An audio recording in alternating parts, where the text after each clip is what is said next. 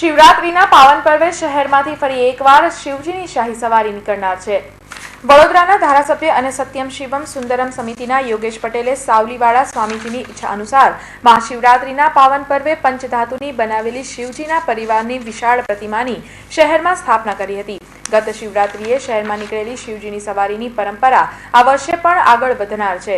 આજરોજ આ અંગે ધારાસભ્ય યોગેશ પટેલના અધ્યક્ષ સ્થાને પત્રકાર પરિષદ યોજાઈ હતી, જેમાં મેયર સાંસદ બાળુ શુક્લ, શહેર ભાજપ પ્રમુખ ભરત ડાંગર, શૈલેષ સોટ્ટા, પિયુષ શાહ, સપ્તશરણ બ્રહ્મભટ્ટ સહિત મહાનુભાવો ઉપસ્થિત રહ્યા હતા। આ મહાશિવરાત્રીના પાવન પર્વે કૈલાસપુરી ખાતેથી શિવજીની સવારી પ્રસ્થાન થશે, જેમાં મોટી સંખ્યામાં ભાવિક ભક્તો જોડાય તેવું અનુમાન છે। ધારાસભ્ય યોગેશ પટેલે નગરજનોને શિવજીને સવારીમાં જોડાવા આહવાન કર્યું હતું। નગરી વડોદરાની અંદર 27/2/2014ના રોજ મહાશિવરાત્રિના દિવસે એટલે કે પૂર્ણ દિવસ 4 મહારાત્રિઓમાં જે શ્રેષ્ઠમાં શ્રેષ્ઠ શિવરાત્રિ 33 કરોડ દેવતાની અંદર મોટામાં મોટા દેવ એ મહાદેવ જ્યારે એમની સવારી સપરિવાર, સવારી તો દરેક ગામમાં ગામ નીકળે છે, પણ સપરિવાર આ પ્રથમ ન ભૂતો ન ભવિષ્યથી આ જે થયું છે એ ભવિષ્યમાં પણ નહીં બને આવું ભગીરથ કાર્ય આ શ્રીભાઈ યોગેશભાઈએ સત્યમ શિવમ સુંદરમના નેજા હેઠળ આ કર્યું છે।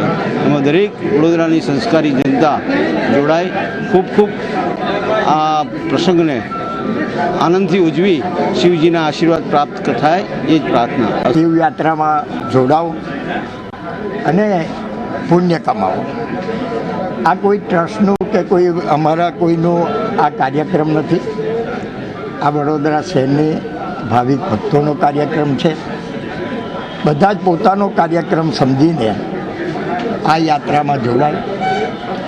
વર્ષો વર્ષ સુધીને છેલ્લા 18 વર્ષથી જેવી રીતે મહાઆરતીનો કાર્યક્રમ થાય છે એવી રીતે પણ આ કાર્યક્રમ વર્ષો વર્ષ ચાલે એવી ભગવાન શિવજીને હું પ્રાર્થના કરું છું અને બધા જ પોતાના તન, મન અને ધનથી આ કાર્યક્રમને દીપાવે।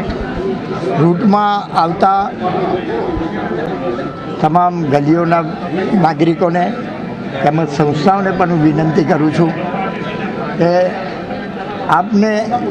આપને મનપસંદ પ્રમાણે આ શિવ પરિવાર યાત્રાને આપ ફૂલ તેમજ ફૂલની પાંખડીથી કે પ્રસાદથી આનું આયોજનપૂર્વક ભાવભીનું સ્વાગત કરશો અને આ કાર્યક્રમ વર્ષો વર્ષ ચાલે એ માટે પ્રભુને પ્રાર્થના।